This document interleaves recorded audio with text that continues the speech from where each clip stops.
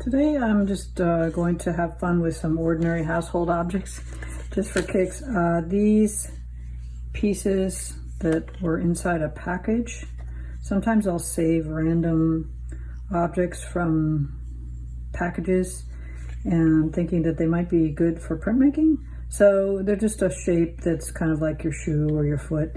But I thought maybe I could try using these in printmaking and see what happens. So if you're using flat household objects, you could use regular acrylics with a little bit of retarder. But today I'm going to use the Golden Opens. They're slow drying acrylics. You could also use printmaking inks if you really like that. If you're going to use regular paints, like I said, you try retarder. Using a few drops of retarder will make it go more smoothly. All right, let's try this.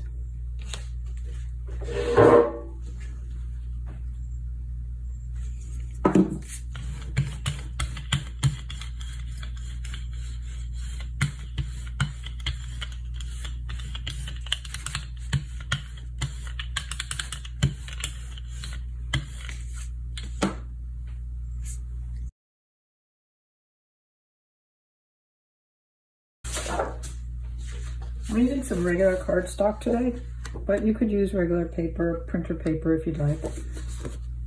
The more layers you're using, the heavier paper I recommend. Okay.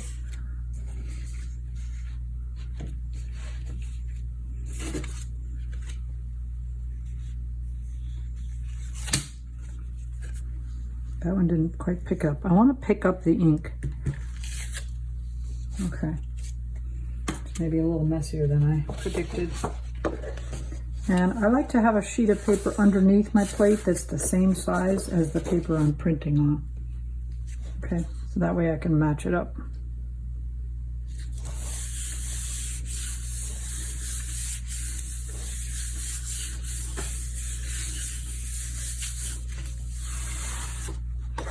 Can't see much yet. Okay, let's keep going.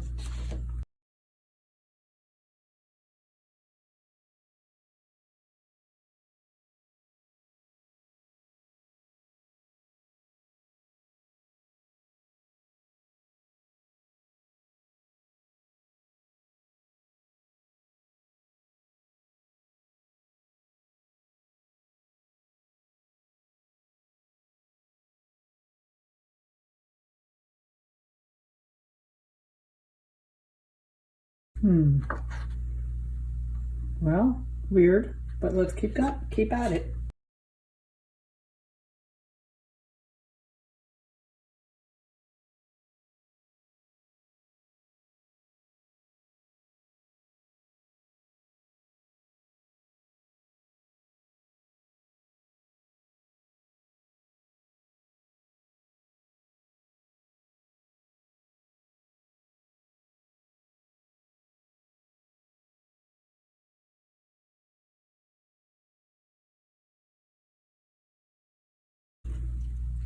I'm getting kind of an underwatery feeling here. Now I am starting to bury all the whites because I'm covering the whole paper with ink.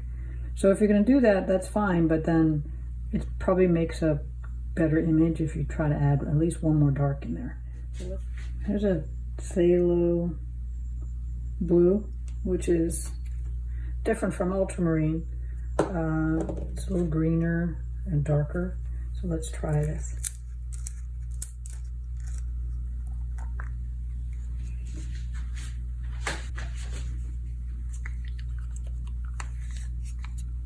I should probably clean off my brayer.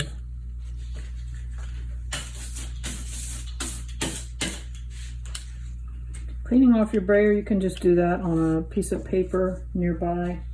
But every once in a while, you should use a sponge with some soapy water to get it a little bit cleaner. Okay.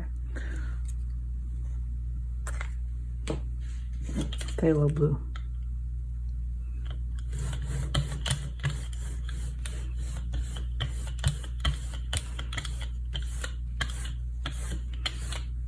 Again, we're building up layers of translucent color. Let's do it. You sort of need a bunch of these, don't you, for it to work? You could switch to another object too, just this is what I have. Okay. And then let's see what we get here.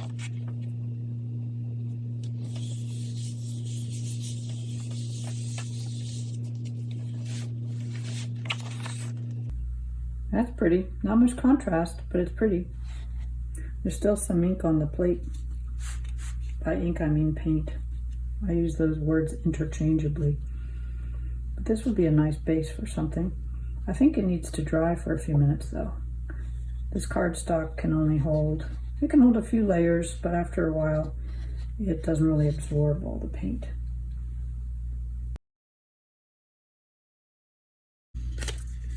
So here's another little piece that I found in a packaging, and I was wondering if I could use this just as a stencil for circles.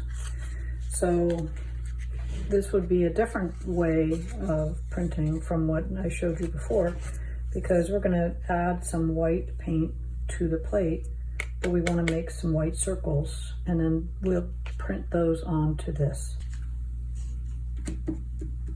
Now you could use your brayer for this, but I'm going to try using a brush and just holding this cardboard piece and just lightly brushing it through the hole.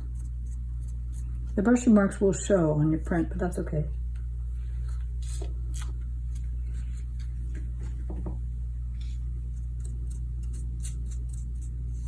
Might have used a little bit too much paint on my brush. I did. It's seeping through a bit.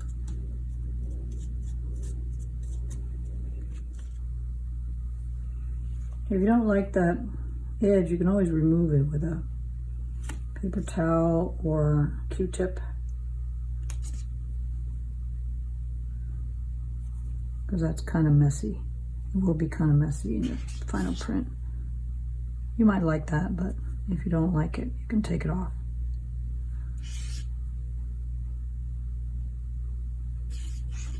Let's see what happens if we print this on top of here. I'm just trying to give it some contrast so it's not all blue and green.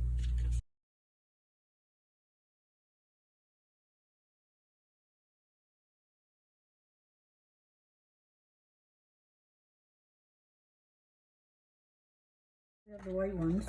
I think I'll add a few blue spots just for contrast.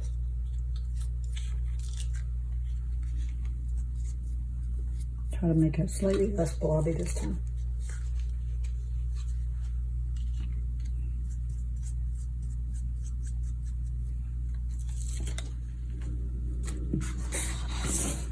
Okay.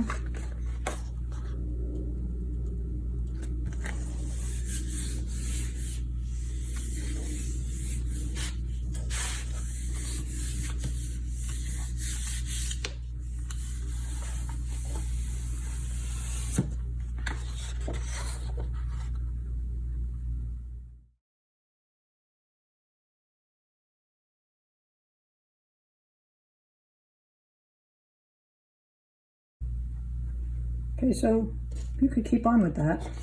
You can keep going, adding lights, adding darks. That blob could probably, whoops, be softened. Let me get a clean Q-tip.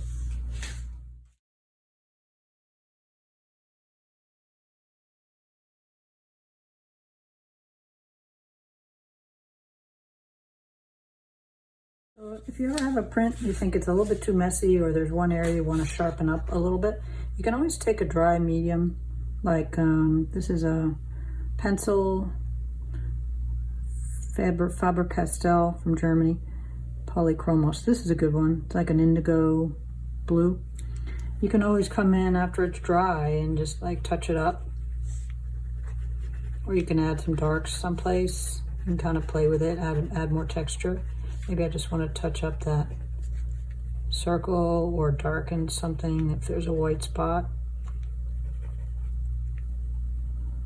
If there's something, I mean, part of the beauty of gel printing is you leave the textures, but if there's something that really stands out, that it kind of bothers you, you can always come in and kind of just clean it up a little bit.